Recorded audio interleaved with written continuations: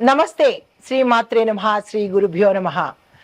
ఖగోళ శాస్త్రంలో మనం ఎప్పుడూ చెప్పుకుంటున్నట్టుగా రకరకాల వింతలు జరుగుతూ ఉంటాయి. రకరకాల గ్రహాల మార్పులు అనునిత్యము ప్రతినిత్యము జరుగుతూ ఉంటాయి. అయితే ఇప్పుడు మనకి రాబోయే అనగా మే నెలలో 14వ తారీఖు రాత్రి 11:20 మనకి మిథున రాశిలోకి బృహస్పతి ప్రవేశం జరుగుతోంది. అంటే దేవగురువు బృహస్పతి మిథున రాశిలోకి ప్రవేశించబోతున్నాడు. తదుపరి రాశి తులారాశి. ఈ రాశి వారికి గురు సంచారం వల్ల గురుబలము పెరిగి కీర్తి ప్రతిష్టలు, సంఘంలో గౌరవ మర్యాదలు, మీరు ఉన్న స్థానంలో విశేషమైన గౌరవము, ఐడెంటిఫికేషన్ జరిగే అవకాశం కనబడుతోంది.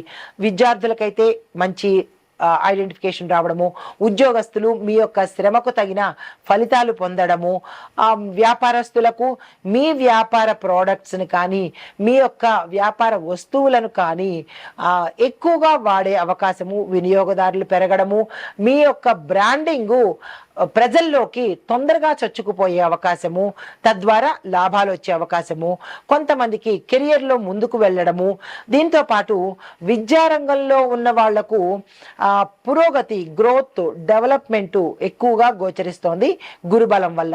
ఈ సమయంలో మీరు అంటే ఉద్యోగస్తులు కావచ్చు, విద్యార్థులు కావచ్చు, వ్యాపారస్తులు కూడా మీరు ఏ చెయ్యాలి అని అనుకున్నారో విస్తరణ కానీ లేదా ఇంకా ప్రమోషన్స్ కానీ మీరు ఈ సమయాన్ని వృధా చేసుకోకుండా తగిన ప్రణాళికలు వేసుకుని మేము ఇది చెయ్యాలి, ఈ సమయంలో ఈ నిర్ణయాలు తీసుకోవాలి అని మీరు అనుకుని తక్షణమే వెంటనే దాన్ని అమలు పరిచే ప్రయత్నం చేసుకోండి.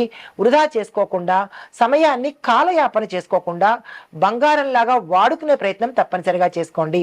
దీంతో పాటు కొంతమందికి అంటే ఈ గురువు ఏ స్థానంలోకి పెడతాడో ఆ స్థానంలో ఉండే గ్రహం యొక్క బలం కానీ బలహీనతను బట్టి కొంతమందికి అనారోగ్య సూచన, ఆర్థికంగా దెబ్బతినే అవకాశం కూడా, అంటే వ్యాపారంలో కావచ్చు, లేదా ఉద్యోగాల్లో మోసపోవడం కావచ్చు, లేదా శాలరీస్ ఇవ్వకపోవడమో, లేదంటే అబ్స్కాండ్ అవ్వడమో, ఇట్లాగా ఏదైనా కానీ ఆర్థిక పరంగా మీకు ఆరోగ్య పరంగా ఇబ్బందులు కలగబోతున్నాయి.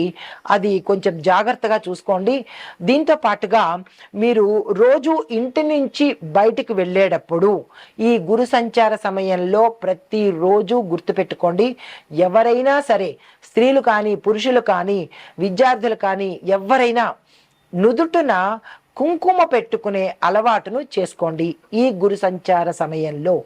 ఎందుకు అంటే ఏదైనా ప్రతికూలతలు కనుక మీకు వచ్చినట్టయితే స్త్రీలైనా పురుషులైనా, స్త్రీలు కూడా పెట్టుకోవాలి తప్పదు.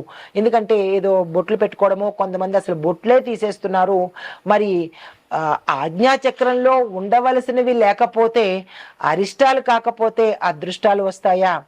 అది మీ చేతిలో మీరే తీసేసుకుంటున్నారు. కాబట్టి ఇక నుంచి ప్రతి స్త్రీగా ఉండే ప్రయత్నం చేసుకొని బొట్టుతో పాటు చిన్న కుంకుమను ధరిస్తే కనుక ఎటువంటి దృష్టి దోషాలు కానీ నెగిటివిటీ కానీ మీకు తగలకుండా ఉండేందుకు ఈ అవకాశము, గురుబలం పెరిగేందుకు, దీనితో పాటు పురుషులు కూడా ఈ పరిహారాన్ని తప్పనిసరిగా చేసుకోండి. చిన్న కుంకుమ బొట్టు 2 భ్రూమధ్యంలో అనగా 2 కనుబొమ్మల మధ్య ఆజ్ఞాచక్రం దగ్గర చిన్నగానైనా సరే కుంకుమ ధారణ చేసినట్టయితే కనుక మీకు ప్రయోగ దోషాలు కానీ లేదా మిమ్మల్ని ఎవరైనా ఇబ్బంది పెట్టాలనుకున్నా ఈ పరిహారము కొంత రెమెడీగానో లేదంటే కొంత ఉపసంహారం చెయ్యడమో జరిగే అవకాశం కనబడుతోంది. దీనితో పాటు గురుబలం కూడా పెరిగే అవకాశం గోచరిస్తోంది. ఈ పరిహారాలు, సూచనలు ఎవరి సొంతంగా చెప్పేది కాదు. పంచాంగంలో కానీ లేదా ఋషులలో కానీ లేదా పంచాంగ కర్తలు సూచించినవే తప్ప ఎవరు సొంతంగా క్రియేట్ చేసినవి కావు. అది మీరు ప్రతి ఒక్కళ్ళు గమనించుకోవాలి. ఇది ఈ రాశిలో ఉండేవారికి చెప్పదగిన గోచార రీత్యా ఫలితాలు. గురు బలము పెంచుకోవాలంటే ఏ సూచనలు అనేది చెప్పడం జరిగింది. నమస్తే. ఇది కంక్లూజను. మీరు రాసి తర్వాత వేసుకుంటారా, ప్రత్యేకంగా వేసుకుంటారా అనేది ఎడిటర్స్ మీరు చూసుకోండి. ఇందాక నేను మేషాది ద్వాదశ రాశుల వారికి చెప్పాను కదా, ఇప్పుడు వ్యవసాయ, వాణిజ్య, దేశకాల పరిస్థితులను బట్టి, ప్రకృతిని బట్టి ఎలా ఉండబోతోంది ఈ గురు సంచారము అనేది క్లుప్తంగా చెప్తున్నాను. మీకు ఎక్కడ అనుకూలంగా ఉంటుందో అక్కడ దీన్ని యాడ్ చేసుకోండి. నమస్తే. అయితే మనకి మే 14 రాత్రి 10:20 లేదా 36 నుంచి అక్టోబర్ 18 సాయంత్రం 7:36 వరకు గురు వక్ర స్థితిలో మిథున రాశిలో సంచరిస్తూ ఉండడం వల్ల మనకి వ్యవసాయము, ఇందాక మనం చెప్పుకున్నవి రాశుల ఫలితాలు. ఇప్పుడు ఏంటంటే వ్యవసాయము, వాణిజ్యము, రాజకీయ, ఆర్థిక, ప్రకృతి, కాలమానం ప్రకారము, దేశ రాజ్యాంగ స్థితిగతులు, సామాజిక వ్యవస్థ ఎలా ఉండబోతోంది అనేది ఈ గురు వక్ర స్థితిలో సంచార ఫలితాలు చెప్పబోతున్నాను.